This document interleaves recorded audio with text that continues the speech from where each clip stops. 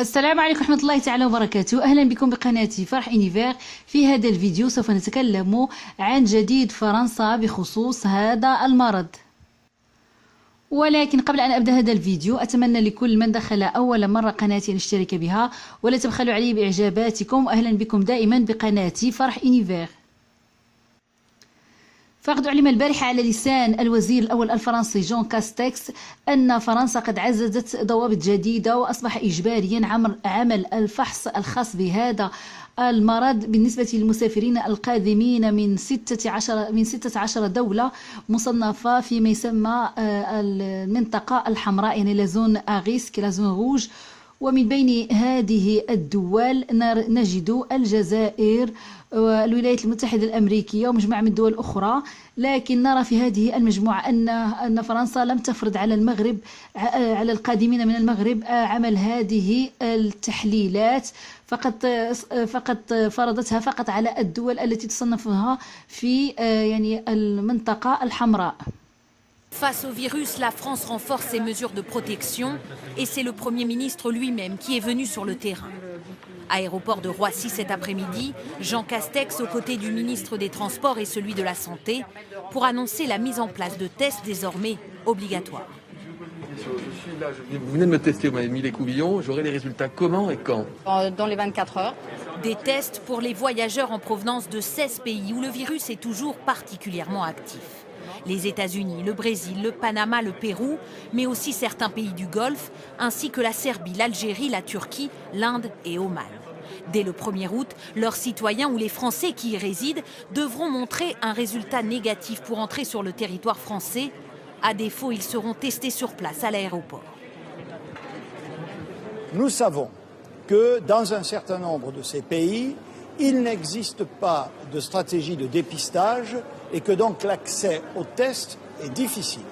En conséquence de quoi, nous avons décidé de généraliser les tests à l'arrivée. يعني بالنسبة للمغرب لا يوجد في هذه اللائحة، ولكن كما نرى هنا في هذا المقال بأن الماروك يعني بالنسبة للمغرب ما زالت الدولة في تشاور ليروا هل سيضيفونها لهذه اللائحة أم لا. ولكن لحد الآن المغرب لا يفرض على القادمين منه هذه التحاليل، ولكن ما زالت هناك نقاشات بالنسبة للمغرب. وسوف نرى في الأيام القادمة هل سوف يصبح من هذه الدول التي توجد في المنطقة الحمراء أم لا. ولكن لحد الآن اللائحة التي ذكرت هي التي تتكون من الولايات المتحدة الأمريكية، الإمارات العربية المتحدة، البحرين، بنما، إفريقيا الجنوبية، الكويت، قطر، إسرائيل، برازيل، بيرو، صربيا، الجزائر، تركيا، مدغشقر والهند وعمان. يعني بالنسبة للمغرب لحد الآن لم يوضع في هذه اللائحة، ولكن هناك مشاورات وهذا ما يقول هذا المقال. ولكن بالنسبة أيضا لتونس هي لا توجد في هذه المنطقة الحمراء. يعني بالنسبة للقادمين من المغرب وتونس فهم غير مفروض عليهم عمل هذه التحاليل كما بالنسبة للدول التي هي في اللائحة مثل الجزائر مفروض عليهم عمل هذه التحاليل في الجزائر قبل الدخول إلى فرنسا. وكما نرى في هذا المقال أيضا باللغة الفرنسية أن هذه التدابير تفرض أيضا في الميناء. يعني des dispositifs comparables seront mis en place dans le port. ليبور يعني مثلا حتى هذه التدابير سوف تعمل أيضا بها في الميناء.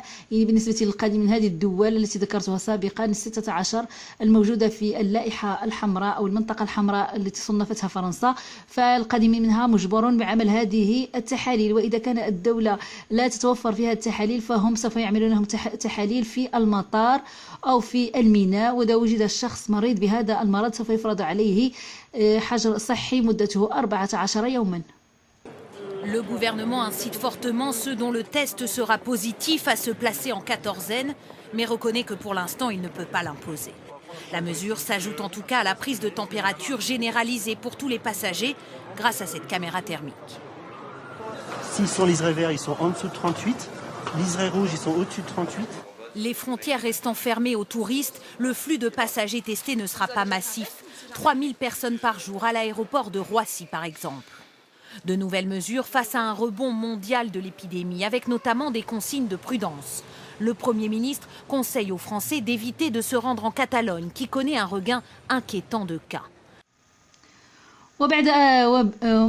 وحسب بعض المصادر فإن المغرب كان قد ذكر في هذه اللائحة التي توجد في المنطقة الحمراء، ولكن عندما خرجت هذه اللائحة لا يوجد اسم المغرب كما يقول بعض المصادر، ولكن إلى حد الآن هم في نقاش هل سيضعونها في هذه اللائحة أم لا.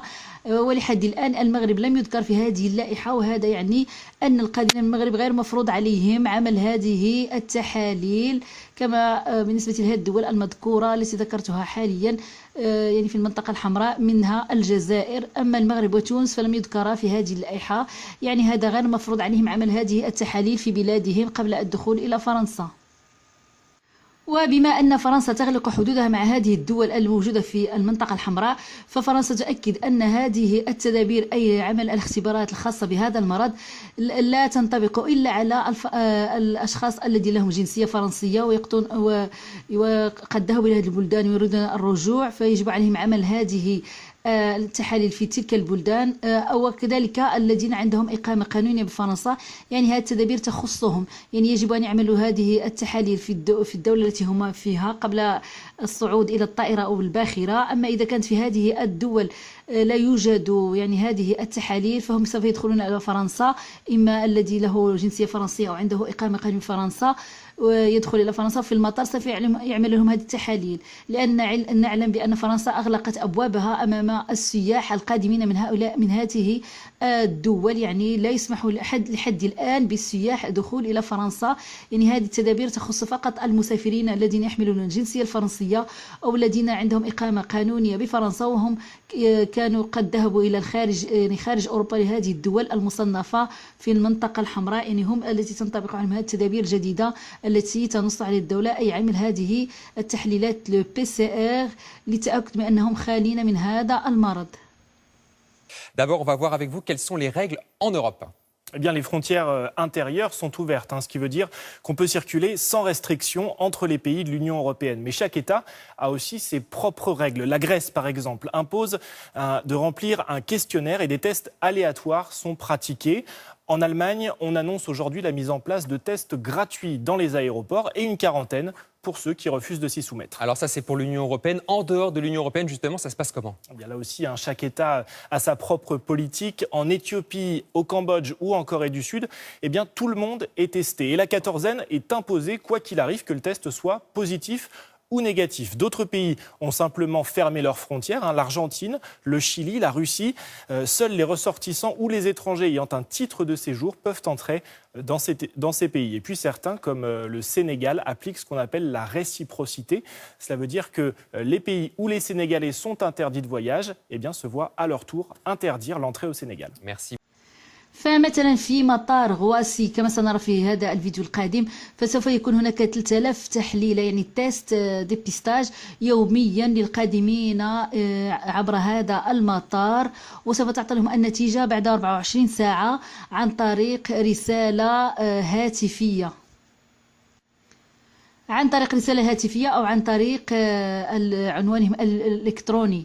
ونأكد لغاية الآن يعني هم لم يضعوا المغرب، ولكن يمكن أن يعملوه في الأيام القادمة، لأن المغرب كما قلت بعض المصادر الحكومية قالت بأن المغرب كان قد وضع في هذه اللائحة، ولكن في الأخير لم يذكر اسمه في هذه اللائحة عندما أعلم عنها. ولكن دائما المغرب في نقاش هل سوف يضع في هذه اللائحة ويفرض على القادمين منه سواء الذين يحملون الجنسية الفرنسية أو الذين هم إقامة بفرنسا أن يعملوا هذه التحليل قبل المجيء إلى فرنسا. وتجنبا لارتفاع العدوى بفرنسا في الأسابيع الأخيرة، فقد فرضت فرنسا مؤخرا يعني ارتداء الكمامات إجباريا في المناطق المغلقة، وكذلك بعض البلديات تذهب إلى أبعد من هذا بحيث تجبر الأشخاص على ارتداء هذه الكمامات حتى في المناطق المفتوحة en plein air، يعني التي يكون فيها ازدحام كثير. هذا ما سنراه في هذا الفيديو. Prudence. Le Premier ministre conseille aux Français d'éviter de se rendre en Catalogne, qui connaît un regain inquiétant de cas. Paris et Madrid sont en discussion afin de réduire le plus possible les flux entre les deux pays. وقد أقيمت أول صلاة البارحة يوم الجمعة في مسجد آيا صوفيا بإسطنبول بعد أن أصبح مسجدا بعد 86 سنة. يعني أقيمت به أول صلاة الجمعة البارحة تحت رئاسة الرئيس التركي أردوغان. هذا ما سنراه بهذا الفيديو. Sur l'esplanade de Sultanahmet, le retentissant appel à la prière depuis les minarets de Sainte-Sophie. Cela va redevenir une habitude. L'édifice du VIe siècle, qui a successivement été église, mosquée puis musée, est rendu au culte musulman. Pour cette première prière collective depuis 86 ans, des milliers de fidèles. À l'intérieur, au premier rang, le président Erdogan lit les sourates du Coran, sous les fresques et les icônes chrétiennes recouvertes de discrets voilages pour l'occasion. À l'extérieur, difficile de se frayer un chemin. Des croyants venus de Turquie, mais aussi spécialement de France, comme ces franco-turcs d'Aix-en-Provence et de Mâcon. Sainte-Sophie de nouveau mosquée, pour eux, c'est une réparation de l'histoire.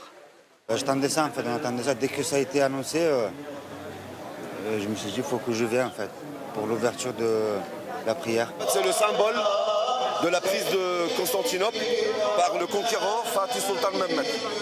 Donc en 1453, il a pris Constantinople et c'est devenu une ville musulmane. Et depuis 600 ans, c'était une mosquée, elle était en sommeil. L'exaltation des conquêtes ottomanes, de la grandeur passée de la Turquie, de son identité musulmane. Les thèmes de prédilection du président Erdogan. Dans la foule, des drapeaux turcs, des coiffes ottomanes. Le changement de statut de Sainte-Sophie a suscité les critiques occidentales. Les orthodoxes s'inquiètent et sont invisibles aujourd'hui. Mais les plus conservateurs revendiquent une victoire. Pourquoi critiquer notre président?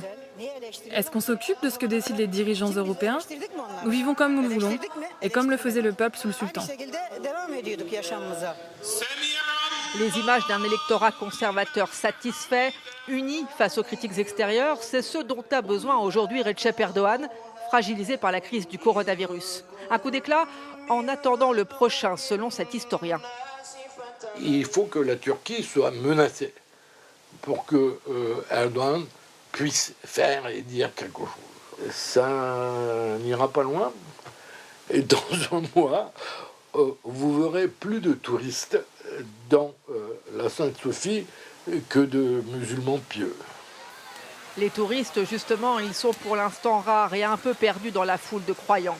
L'année dernière, près de 4 millions de personnes ont visité le musée Sainte-Sophie. Quel sera l'impact de sa transformation en mosquée? Les Turcs les plus optimistes veulent croire qu'elle restera l'édifice universel qu'elle a toujours été.